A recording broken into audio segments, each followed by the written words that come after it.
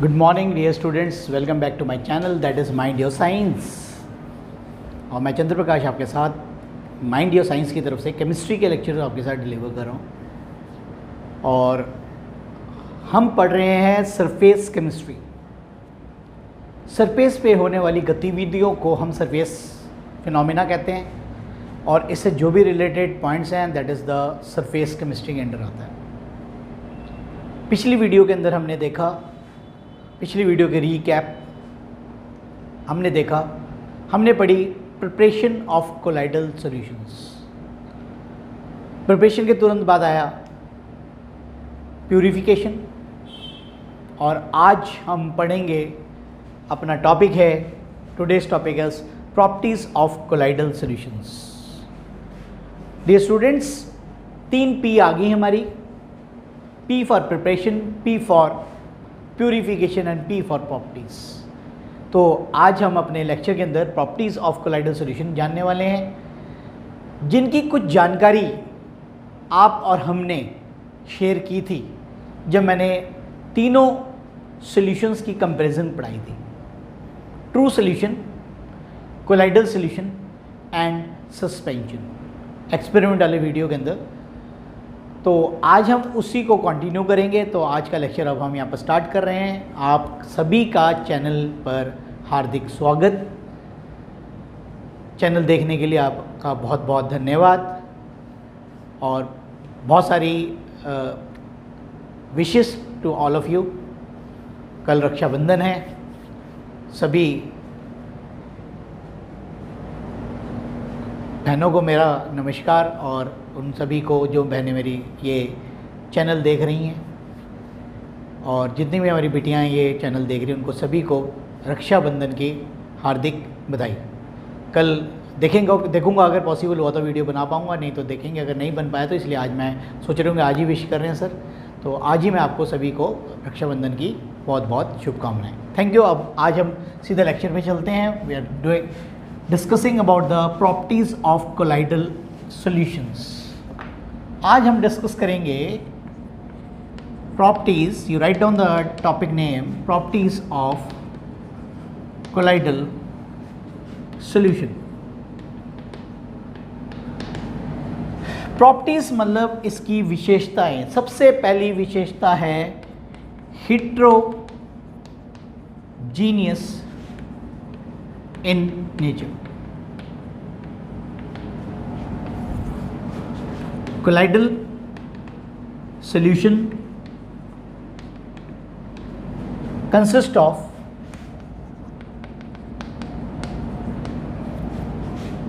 particle size from, मालूम ही है आपको, 1 नैनोमीटर टू 1000 नैनोमीटर। सो इसलिए so that it is having different particle size molecule।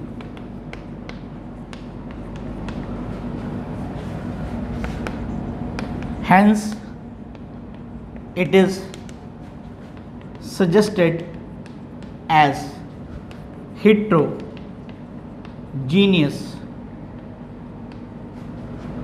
Solution. इसलिए इसको हेटेरोजीनियस कहा बेटा, क्योंकि इसके अंदर जो पार्टिकल साइज़ है आप जानते ही हैं, पार्टिकल साइज़ वेरी करते हैं और वेरी करने के कारण पार्टिकल साइज़ अलग अलग हैं। इस कारण से ये हमारा कैसा सॉल्यूशन है, it is an heterogeneous solution. Clear हो गया होगा सबको पहला पॉइंट कि it is an heterogeneous in nature और पार्टिकल साइज़ जो है लार्ज होते हैं और वेरी करते हैं और इस कारण से इसकी जो नेचर आई वो कैसी आई, heterogeneous. This is the first property. ठीक है, तो इसमें लिख लो mixture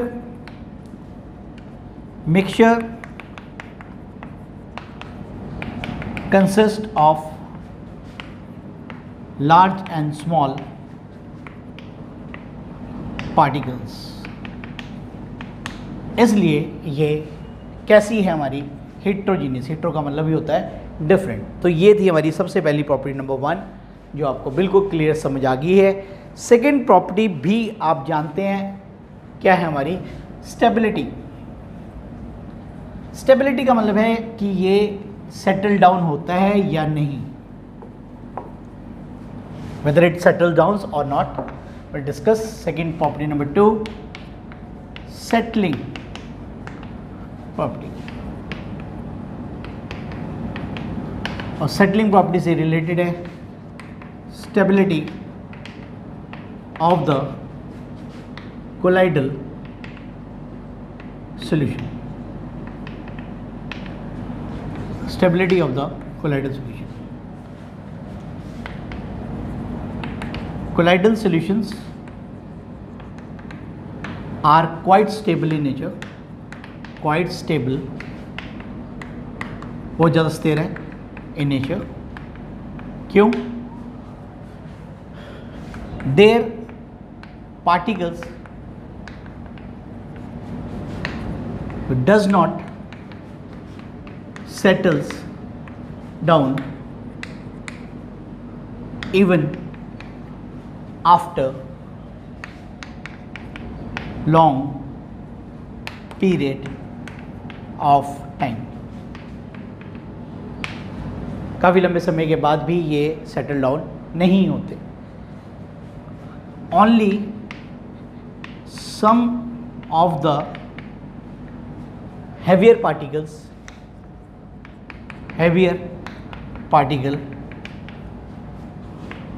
with larger molecular size may settles down after a long period of time. तो इसलिए इनको हमने क्या माना बेटा, स्थिर माना, स्टेबल माना. और स्टेबल तभी होगा जब हमारे जो पार्टिकल्स हैं वो नीचे सेटल डाउन नहीं होंगे, अपने आप सॉल्यूशन में मूवमेंट करते रहेंगे. तो वो हमारी क्या है, stability of the colloidal solution. अब हम इसके बाद नेक्स्ट प्रॉपर्टी पढ़ेंगे. ये भी आपको आता है.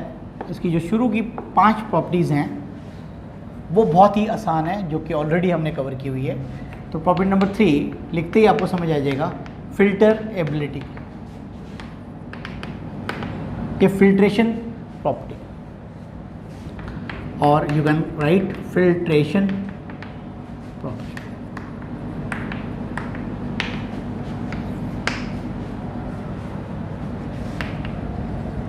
Colloidal solution particles passes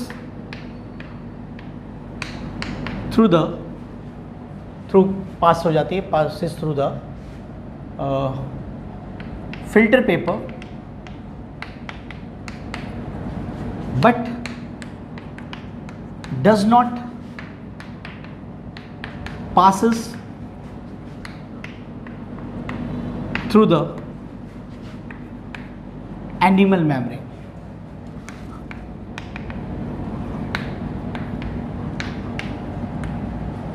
That does not passes through the animal membrane. और इसकी वजह कि they have large particle size. It is due to the larger particle size of the colloidal particles. जिसमें कोलाइडल पार्टिकल्स हैं उनके जो size है वो कैसे हैं बेटा, लार्ज होने के कारण. Now will discuss about the 4th property. ये भी आपको आती है, दैट इज़ विजिबिलिटी. विजिबिलिटी मतलब इसको कैसे देखा जाता है, visibility property. Visibility property number 4, that is visibility. The particles of the colloidal solution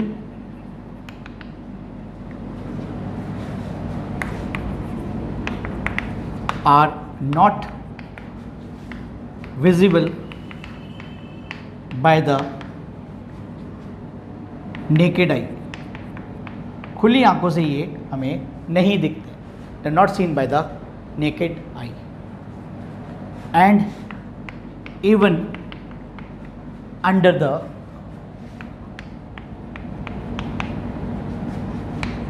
ordinary microscope. These particles are only seen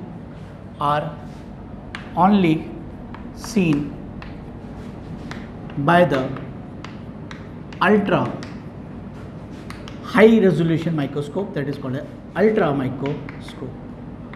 तो ये था हमारा इसका चौथी property, that is called as what, that is called as visibility. इसके बाद अगली property है बेटा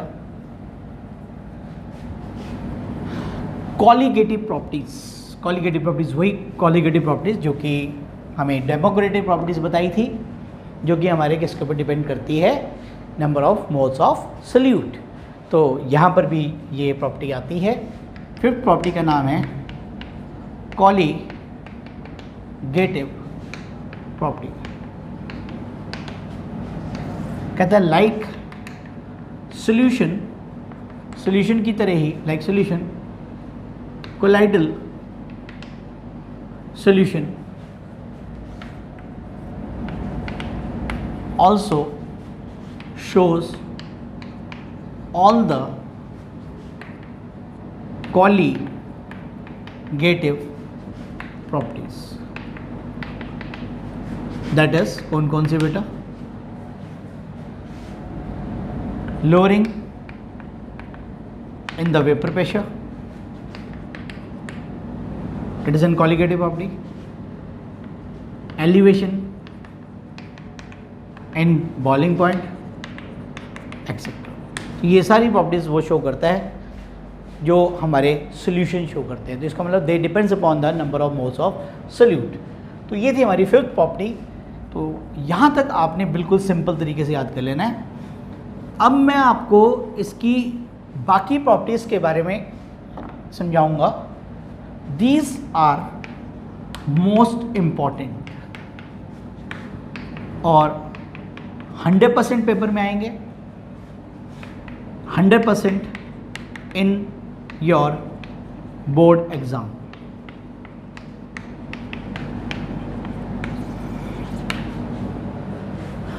और इनमें हम जो टॉपिक है, ध्यान से सुनिए मेरी बात, हमने जो टॉपिक है वो पूरा कवर करना है, कंप्लीट कवर करना है।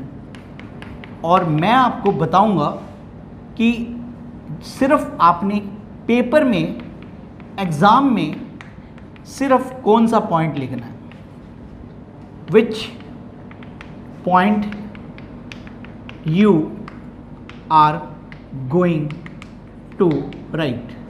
भाई कौन सा पार्ट आपको सिर्फ लिखना है, मैं सजेस्ट करूँगा सिर्फ वही आपने पेपर में लिखना है। टॉपिक हमें पूरा पढ़ना पड़ेगा, लेकिन हमें सारे पॉइंट्स कवर नहीं करने जब एग्ज़ाम में क्वेश्चन आएगा। अभी क्वेश्चन क्या क्या आएंगे ये मैंने इसलिए अलग कर दिया। आज हम 2 प्रॉपर्टीज़ लगभग कर पाएंगे और टोटल अभी ये हमारी 5 हो गई है ना, तो 4 प्रॉपर्टीज़ और है हमारी। तो छठी प्रॉपर्टी का नाम है बेटा मैकेनिकल प्रॉपर्टी। कई बार तो ये मैकेनिकल प्रॉपर्टी के नाम से आ जाती है, ध्यान से नोट करना है इसको। मैकेनिकल का मतलब होता है मूवमेंट।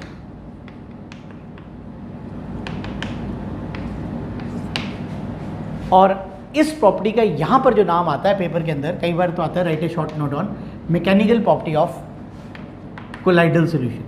ध्यान से क्वेश्चन को समझने हैं आपने, मैं जैसा बता रहा हूँ बहुत ही ध्यान से इस लेक्चर को सुनना है। वेरी वेरी, या you can say most important article. Board exams, इसलिए ध्यान से करना है। ये प्रॉपर्टीज़ हमने उस टेबल के अंदर डिस्कस नहीं की है, तो इसलिए मैंने पहले ही आपको बता दिया था कि जो पहले पॉइंट्स हैं वो तो हमने ऑलरेडी डिस्कस किए हुए थे, इसलिए मैंने उन पर ज़्यादा एलोबरेशन नहीं की है। मैंने एग्जाम्पल के साथ जो वीडियो बनाई थी उसके अंदर सारा कुछ बताया हुआ है। बट ये प्रॉपर्टीज़ आपने बड़े ध्यान से करने हैं और इसमें बहुत इंटरेस्टिंग टॉपिक है, बहुत ध्यान से सुनना है और बहुत ही इंटरेस्ट बनेगा। इसका दूसरा नाम है ब्राउनियन मोमेंट। अभी देखा मैंने, अभी मैकेनिकल प्रॉपर्टी और यहाँ पर मोमेंट दोनों कोरिलेट करना। क्या आता है, right A short note on Brownian moment. एक तो ये टॉपिक, और अभी हम एक और डिस्कस करेंगे। 6 प्रॉपर्टी हमारी, इसको बोलते हैं ऑप्टिकल प्रॉपर्टी। तो discuss the optical property of A colloidal solution. तो ध्यान से ये दोनों टॉपिक्स मैं आपको अब समझाऊंगा। अगला जो मेरा सेक्शन रहेगा इन्हीं दोनों पे फोकस रहेगा बेटा। ऑप्टिकल का मतलब होता है रिलेटेड टू लाइट, जैसे फिजिक्स में आप पढ़ते हैं, पूरा चैप्टर है आपका क्या बेटा, ऑप्टिक्स, जिसके अंदर आप रिफ्रैक्शन, रिफ्लेक्शन, रिफ्रैक्टिव इंडेक्स, ठीक है, प्रिज्म, स्पेक्ट्रम, ये सब पढ़ते हैं आप, ठीक है, रे डायग्राम्स, ये सारा कुछ आप उसमें से पढ़ते हैं। तो property related to light here is called as, what is this, that is called as scattering property of colloidal solution. और स्कैटरिंग ऑफ लाइट, इसको नाम दिया गया, जैसे यहाँ पर ब्राउनियन दिया गया है, यहाँ पर दिया जाएगा टिंडल इफेक्ट। टिंडल प्रक्रिया आपने 9वीं में 10वीं में पढ़ा हुआ है।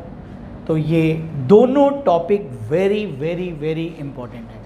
इसके बाद 2 रह जाएंगे, वो शायद हम कल बना पाएंगे वीडियो, ठीक है। अभी इनको ही बहुत एलोबरेट करके पढ़ाना है। डेफिनेशन इसकी बहुत छोटी छोटी सी है, आपको पेपर पॉइंट ऑफ व्यू से थोड़ा लिखना है, लेकिन इसके साथ जुड़े हुए क्वेश्चंस हैं और, ठीक है, तो वो सारा कुछ हमने डिस्कस करना है। तो इसीलिए ये अब हम 2 डिस्कस करेंगे प्रॉपर्टी, एक मैकेनिकल प्रॉपर्टी और एक कौन सी बेटा, ऑप्टिकल प्रॉपर्टीज़। आपको मैंने थोड़ा सा इसका जो बेस है वो समझा दिया। अब आपको क्लियरिटी आएगी दिमाग के अंदर जब हम इसको टॉपिक को पूरे को पढ़ेंगे। तो let's begin the first topic you have written. ये मैंने इसका ब्रीफ किया था कि इस टॉपिक के अंदर क्या क्या होने वाला है। तो ये बात आपको पहले सजेस्ट किया गया कि भाई क्या क्या हमें इसमें पढ़ना है। तो you have written the property, you write down like this heading, याद रहेगा आपको, मैकेनिकल प्रॉपर्टी, और इसी में ही लिख देना है आगे करके is equal to Brownian moment. अब समझाऊंगा मैं आपको, तुम सोच रहे होंगे कि इसका नाम ब्राउनियन मोमेंट क्यों पड़ गया भाई, तो ये हम डिस्कस करेंगे। कहता है व्हेन द कोलाइडल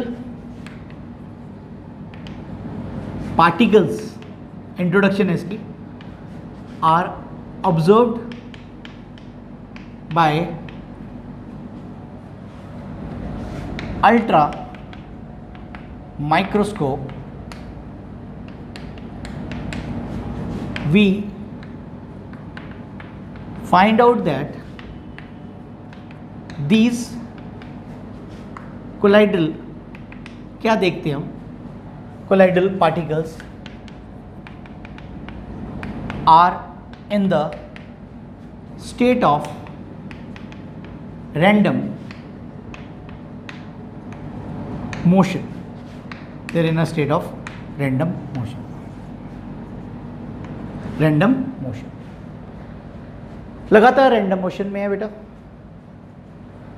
अब इसी के साथ this phenomena was observed by the scientist named as Robert Brown. ये हमारा बॉटनिस्ट था. This phenomena was observed by Robert Brown in the pollen grains. अभी मैं आपको समझाऊंगा what is the meaning of pollen grains. Don't worry about this. Pollen grains suspended मैं लिख देता हूँ पहले पूरा, suspended in the water under microscope.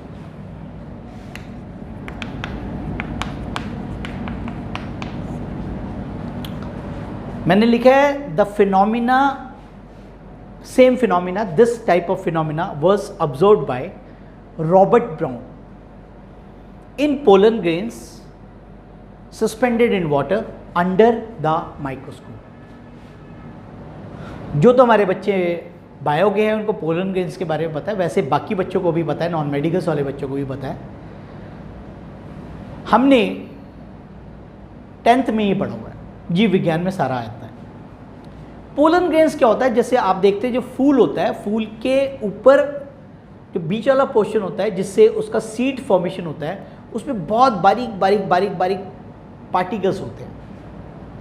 और जब पॉलिनेशन, इसी से ही बोला गया है, पॉलिनेशन का क्या मतलब होता है कि जब मधुमक्खियाँ आकर इन फूलों पे रस के लिए बैठती है तो उनकी पंखुड़ियों में वो पोलन ग्रेन्स चिपक जाता है, फिर वो दूसरे फूल में चले जाते हैं। और जब वो पोलन ग्रेन्स वहाँ गिरते हैं तो वहाँ पर होती है वेजिटेटिव रिप्रोडक्शन। वो फूल एक दूसरे को मिलाया नहीं गया, लेकिन उस मक्खियों द्वारा वो पॉलिनेशन करता है। वो पॉलिनेशन जो है वो पोलन ग्रेन से वर्ड से आया। पोलन ग्रेन आप समझ गए कि जो फ्लावर है बेटा, फ्लावर के बीच में जो बहुत ही बारीक पार्टिकल्स होते हैं, किसी भी फ्लावर को आप चेक करना तो उसके अंदर बहुत बारीक बारीक पार्टिकल्स होते हैं। तो they are secreted by their reproductive organs और वो पोलन ग्रेन्स कहलाते हैं। तो रॉबर्ट ब्राउन हमारा बॉटनिस्ट था, he was studying about the flowers. उसने पोलन ग्रेन्स को पानी में डाल दिया और उसके बाद उसको माइक्रोस्कोप के नीचे देखने लगा तो देखता है कि जो पोलन ग्रेन्स के पार्टिकल है वो स्थिर नहीं है, वो लगातार ऐसे ऐसे घूम रहे हैं like this.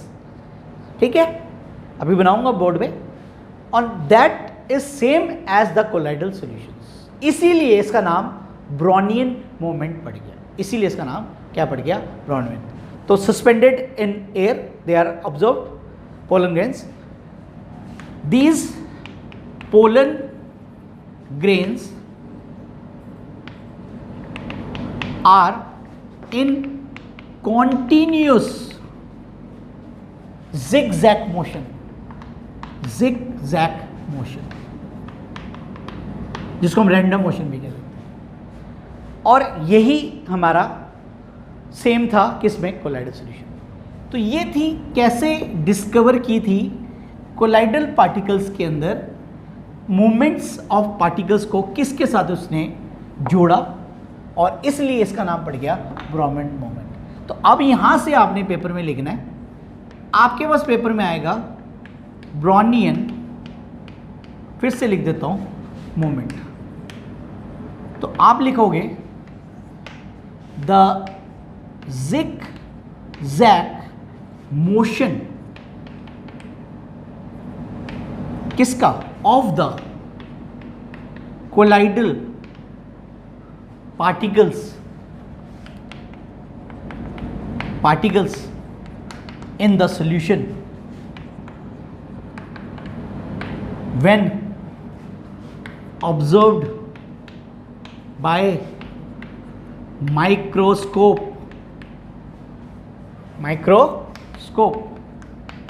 is called as Brownian movement. उसको सजेस्ट किया गया क्या बेटा, ब्राउनियन मूवमेंट। तो ये अब आपको क्लियर हो गया। तो पेपर में सिर्फ आपने यही लाइन लिखनी है, 3 line. Don't write anything, that is the introduction. मैंने आपको पहले ही बताया था कि टॉपिक को पहले हमें गहराई से समझना है, लिखना सिर्फ इतना ही है। तो मैंने इसलिए अलग भी कर दिया, यहाँ पर मैं निशान भी लगा देता हूँ, आप भी अपनी कॉपी पे लगा के रखें जहाँ पर नोट्स बना रहे हैं। अब ये तो हो गया ब्राउनियन मोमेंट। अब एक बार बस इसमें एक छोटा सा डायग्राम बनाएंगे, जैसे मैं अभी शो कर रहा था लाइक दिस। ये पार्टिकल है, it is moving here, goes there, here, again here, like this. कुछ भी कहीं पर भी दिखा सकते हो, ये मेरा देख के नहीं ड्रॉ करना, आप कहीं पर भी इसको ले सकते हो। तो this particle is moving like this. एक पार्टिकल को पर्टिकुलर वॉच कर रहा है वो, माइक्रोस्कोप के थ्रू, तो और वो देख रहा है लगातार वो इधर से उधर, उधर से उधर भागता जा रहा है, लाइक दिस. तो this is the zigzag motion and this motion is correlated with Roberts brown phenomena, और इसी कारण से इसका नाम पड़ गया ब्राउनियन मोमेंट. तो ये क्यों ब्राउनियन मोमेंट पड़ा, तो ये है. तो मैकेनिकल प्रॉपर्टी अगर आती है तब भी यही लिखना है, और अगर ब्राउनियन मोमेंट आता है तब भी यही लिखना है. तो आपने कोई आर्टिकल्स नहीं बदलने. अब इसका सेकंड पार्ट, कारण बताओ इसका क्या है. ठीक है, कारण को इंग्लिश में बोलते हैं कॉज ऑफ ब्राउनियन मोमेंट. तो अब हम डिस्कस करेंगे बच्चों, क्या बेटा, cause of Brownian moment. Cause of Brownian moment ये डिस्कस करना है. इसको समझाने के लिए ये भी बहुत आर्टिकल, टिपिकल आर्टिकल है. काफी सारे बच्चे इसको गलत लिख देते हैं. इसको समझाने के लिए मैंने बहुत ही एक अच्छा एग्जाम्पल चुना हुआ है, और वो एग्जाम्पल तुम्हें अपने आप जैसे अभी समझ आएगा तो तुम इसकी जो थ्योरी है वो अपने आप भी बनाकर लिख सकोगे. सभी बच्चे फुटबॉल मैच देखते हैं, अगर नहीं देखते तो किसी दिन टीवी चलाकर देख लेना. ठीक है, फुटबॉल मैच कह लो या हॉकी मैच कह लो.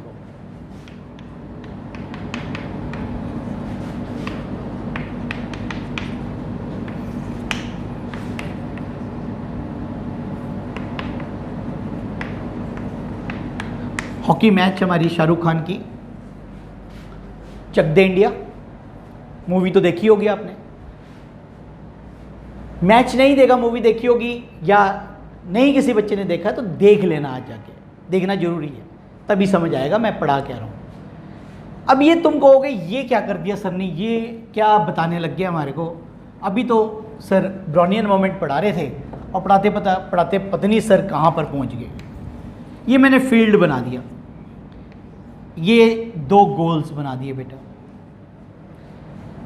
ये हमारा बॉल है, 11 प्लेयर्स इधर, 11 प्लेयर्स इधर. अब बड़े अच्छी तरह समझना है, बॉल है, ये फुटबॉल है हमारी, यह हॉकी बॉल है. फुटबॉल यहां पर क्या है, कोलाइडल पार्टिकल है. बहुत ही अच्छी तरह समझना है. और कोलाइडल पार्टिकल क्या मतलब, डिस्पर्स फेज डीपी. और ये क्या है, हमारा पूरा मीडियम, 22 बंदे जो है हमारे मीडियम. अब ध्यान से सुन के आपने एक बार बात समझनी है. अगर तो इंटरेक्शन होती तो मैं आपसे क्वेश्चन पूछता, लेकिन अभी क्वेश्चन नहीं पूछ सकता, वैसे आपसे पूछ रहा हूँ. अपने माइंड में सोचें 2 मिनट के लिए कि बॉल फील्ड के सेंटर पे मैंने रख दी है, क्या बॉल मूवमेंट करेगा अपने आप? तो आपका आंसर क्या आएगा, नहीं सर, नहीं है ना, मूवमेंट तो नहीं करेगी ना बॉल अपने आप, नहीं करेगी. रेफरी ने विसल बजाया, सीटी मारी, प्लेयर्स दौड़े, किक मारनी शुरू कर दी, इधर मारी, इधर मारी, उधर मारी, उधर मारी, इधर, जितनी बार इसको किकें लग रही है भी, ये बेचारा इधर से उधर, इधर से उधर, उधर इधर, इधर ऐसे हो रहा है, ऐसे कर रहा है. बात क्लियर हो रही है, समझ आ रही है? किक कौन मार रहा है, प्लेयर्स मार रहे हैं. कौन प्लेयर, कौन, डिस्पर्स मीडियम. तो जो जिगजैग मोशन है कोलाइडल पार्टिकल्स की, किस वजह से है, डिस्पर्स मीडियम के पार्टिकल्स उसको लगातार हिट कर रहे हैं, घूंसे मार रहे हैं, किक मार रहे हैं. बात समझ आ रही है? तो इसलिए वो मूवमेंट करता है. तो कई बच्चे इसको उल्टा लिखते हैं, क्या लिखते हैं कि colloidal particles moves in the field, that is a cause of Brownian moment. Cause, कारण कौन सा है, हमने जज किया, डिस्पर्स मीडियम के पार्टिकल्स लगातार हिट करते हैं किसको, हमारे कोलाइडल पार्टिकल्स को, इसलिए वो इधर से उधर घूमता रहता है, वो टिक के नहीं बैठ पाता. अब समझ आ गया? तो इसको हमेशा कोरिलेट करना है बॉल से. फुटबॉल, फुटबॉल अपने आप मूवमेंट नहीं करता, लेकिन जब उसमें डिस्पर्स मीडियम डाल दिया जाता है तो उसको लगातार वो इधर से उधर धक्का मुक्की करता रहता है, तो वो कहीं इधर कभी इधर कभी इधर इधर उधर घूमता रहता है जिगजैग मोशंस के अंदर। तो that motion is the Brownian moment. तो ये अब आपको सजेशन दे दी मैंने, अब आपको यहाँ पर फील्ड में एक तरीके से मैंने पूरी पिक्चराइजेशन करके समझाने की कोशिश की।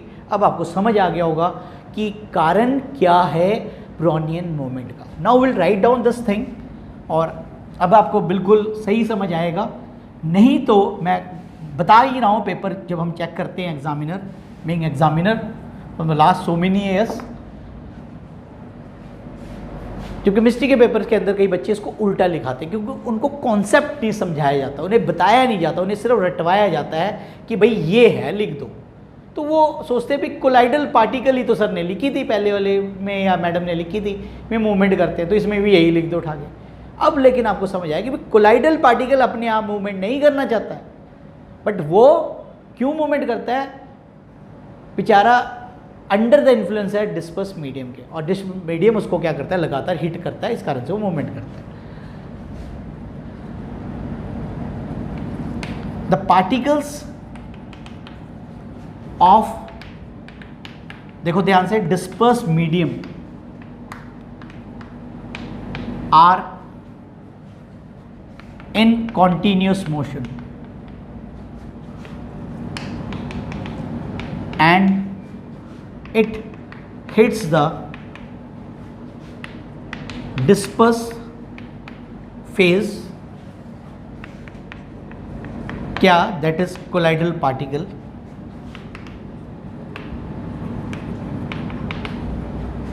from every possible direction, every possible direction,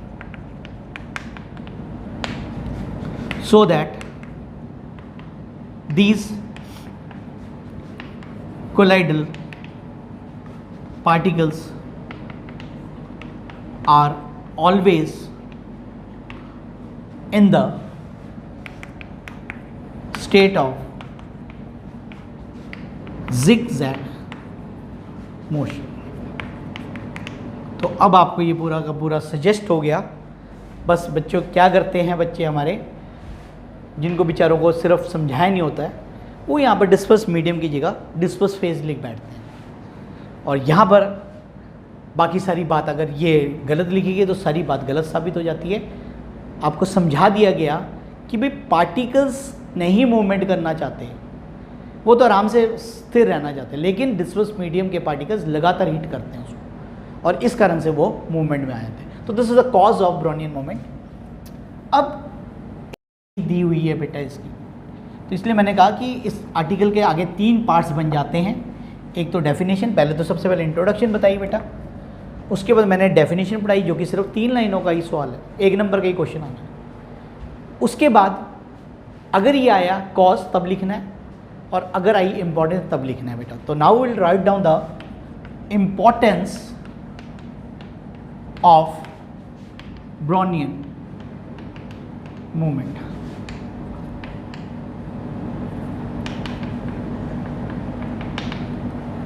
Importance of Brownian movement. It opposes the oppose करते हैं forces of gravity। ये forces of gravity को नहीं मानता, as the colloidal particles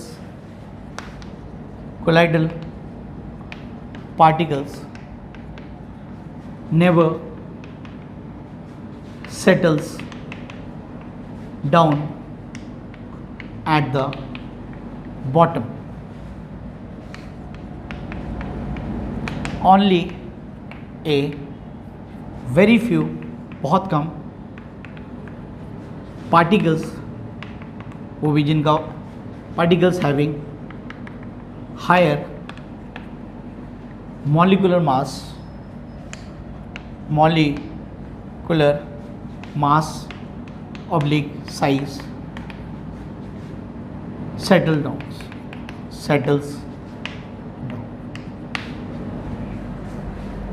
तो this is the first importance of Brownian moment. Second,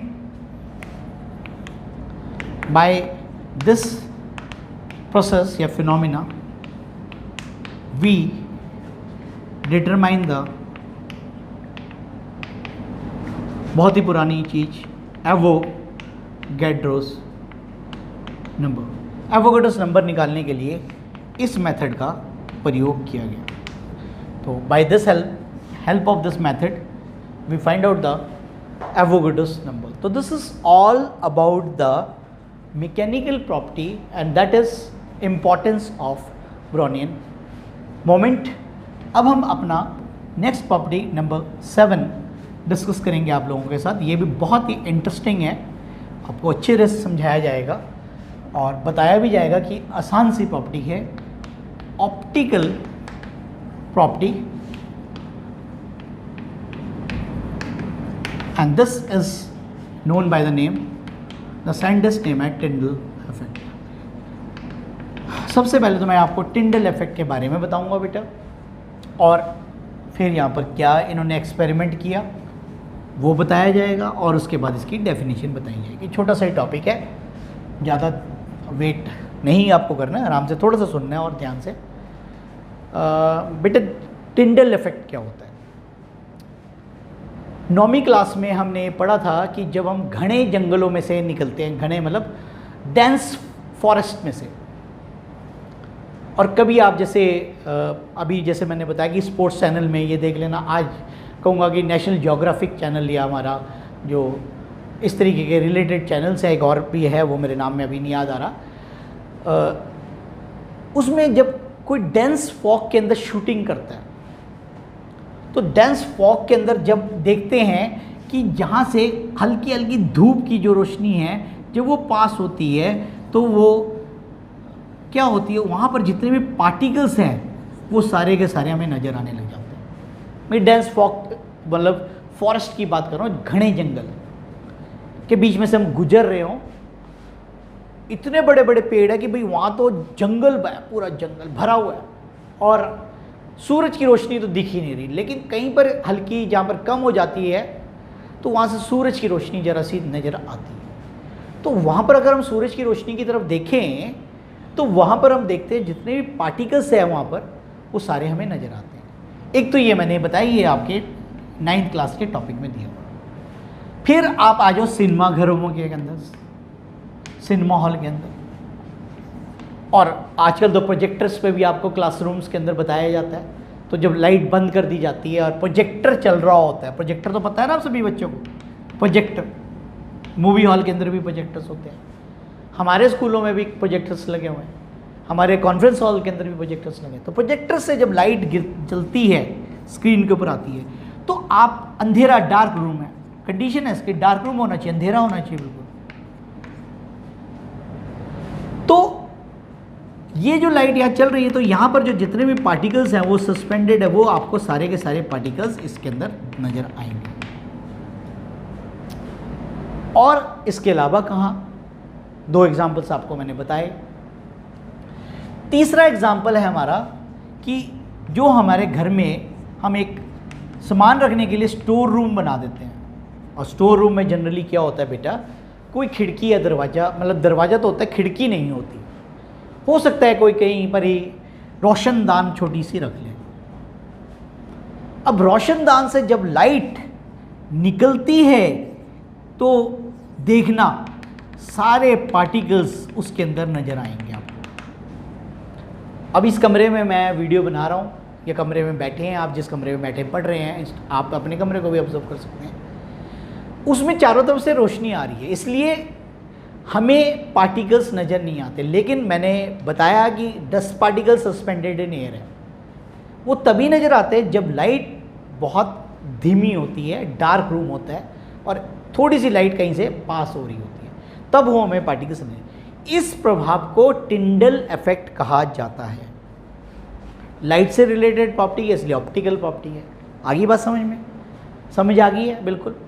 अब ये कहाँ पर हमारे वैज्ञानिकों ने कोलाइडल सॉल्यूशन में कैसे ऑब्जर्व की, ये अब हम बात करेंगे। इसमें एक चीज़ बतानी है, अभी रख दी मैंने इसमें, वो भी बताऊंगा इसमें।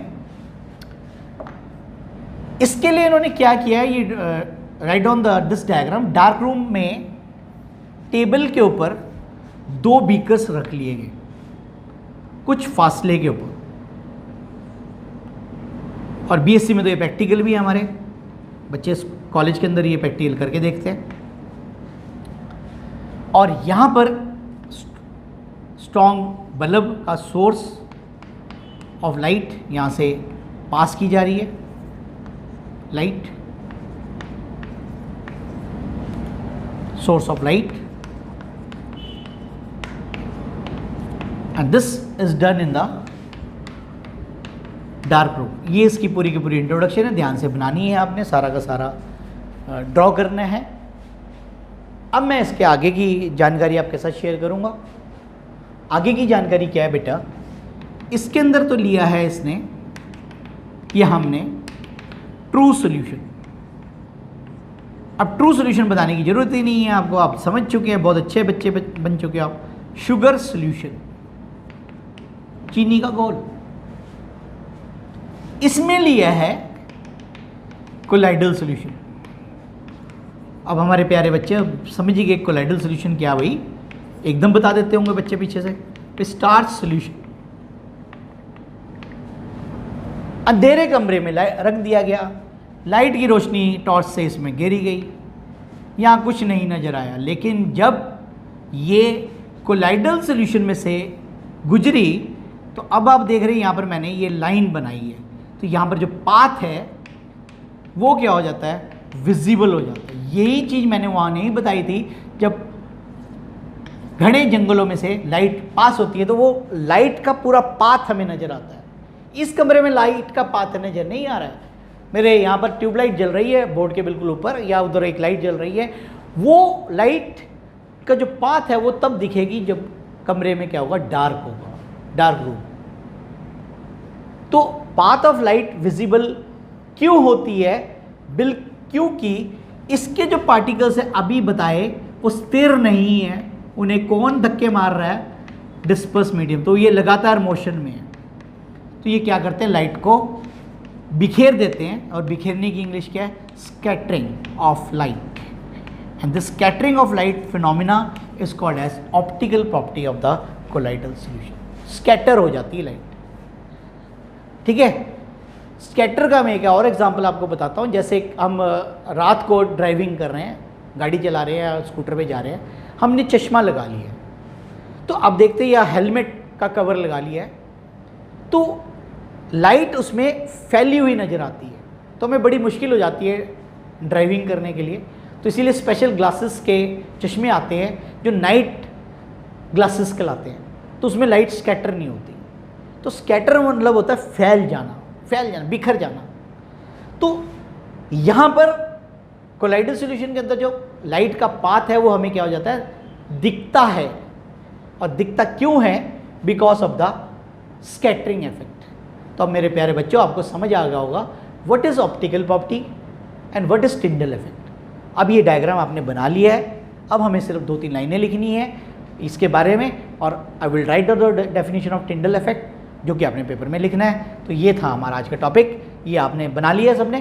तो अब हम इसके साथ नोट्स शेयर करेंगे बेटा। I will share you the notes with you, you write down. बहुत ही इंटरेस्टिंग और बहुत ही अच्छा चैप्टर है ये, बहुत ही अच्छा लगता है पढ़ाने में, और आप लोगों को भी अच्छा लग रहा होगा पढ़ने में। To study the optical property of a colloidal solution, V passes a light through the true solution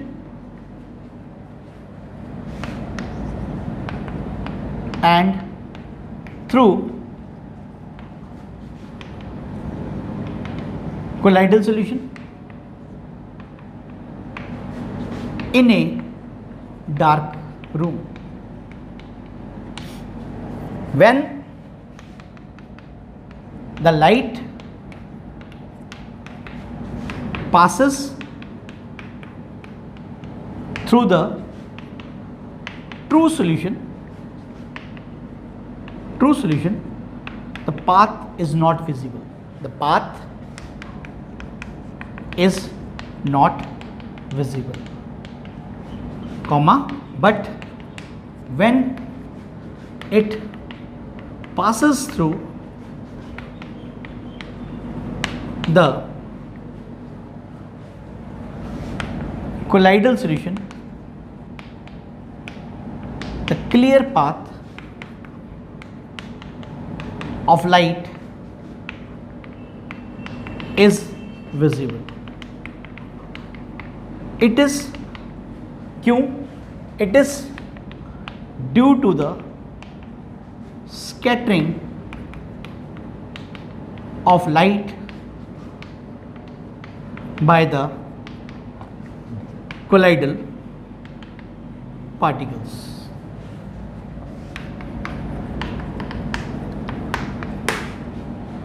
तो ये था सारा का सारा, आप नोट कर लें। 2 मिनट में इधर साइड पे हो जाता हूँ। We study the optical property of the colloidal solution. We passes a light through the true solution and through colloidal solution in a dark room. When the light passes through the true solution, the path is not visible, but when it passes through the colloidal solution, the clear path of light is visible. It is due to the fact, it is due to the scattering of light by colloidal particles. अब हम definition लिखेंगे, जो हमारा main motive है इसमें, ये इसकी introduction है बेटा. You will only write the definition of this. The process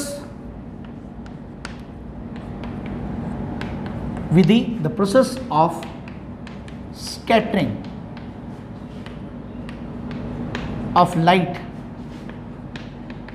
by the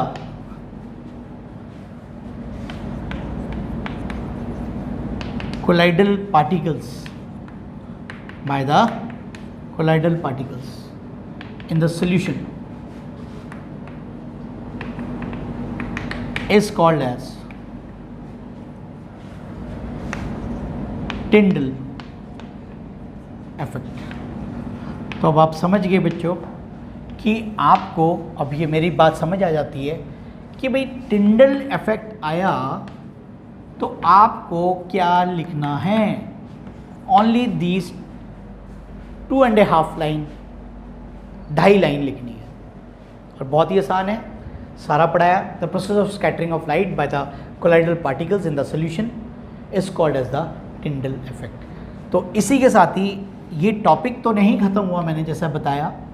अभी हमारी 2 प्रॉपर्टीज़ और रह गई है जो कल हम डिस्कस करेंगे, इलेक्ट्रिकल प्रॉपर्टी और कोएगुलेशन या प्रेसिपिटेशन प्रॉपर्टी. तो ये हमारी टोटल 7 और 2 9 हमारी प्रॉपर्टीज़ हैं. इसके साथ 2 और टॉपिक्स बहुत जुड़े, अच्छे इंपॉर्टेंट जुड़े हुए हैं, हार्डी-सुल्ज़ रूल और एक गोल्ड नंबर. उनके न्यूमेरिकल्स भी हैं, वो भी हम डिस्कस करेंगे आपके साथ. तो ये था हमारा पूरा का पूरा आज का topic, properties of colloidal solutions. ठीक है, अभी यहाँ तक हमने कर लिया कवर. और thank you for watching my channel, that is mind your science. और इसी तरीके से आप नोट्स बनाकर प्रिपरेशन करते रहें बेटा, क्योंकि अब आप देखते देखते अगस्त का महीना भी लग गया है. तो पेपर्स का जो शेड्यूल है वो तो आपको पता ही मार्च में होते हैं बेटा. तो अपनी घर पे बैठ के तैयारी करते रहे. जो हमारे साइंस के बच्चे हैं वो तैयारी ना छोड़ें बिल्कुल भी. तो अपनी तैयारी जो है वो अच्छी तरह करते रहें. और ये मेरा सजेशन है, घर पे रहें, सुरक्षित रहें और ऑनलाइन अपनी जो स्टडीज़ आपके साथ कराई जा रही है वो करते रहें. और अपने जो प्रिपरेशन ऑफ नोट्स हैं वो कंप्लीट कर लें. जैसे स्कूल खुलेगा, जैसे भी मौका मिलेगा, तो तब आपके साथ जो भी डाउट्स होंगे वो क्लियर कर पाएंगे हम. ठीक है, तब तक आप अगर कोई डाउट आती है तो आप उसको लिखकर नोट्स में भेज सकते हैं मेरे को. You can do the WhatsApp also to me, तो I will give you the answers of that. ठीक है, कहीं पर भी आपको प्रॉब्लम आती है. तो इसी के साथ ही मैं अब ये वीडियो यहीं पर क्लोज करता हूँ. Thank you once again for watching my channel, that is mind your science.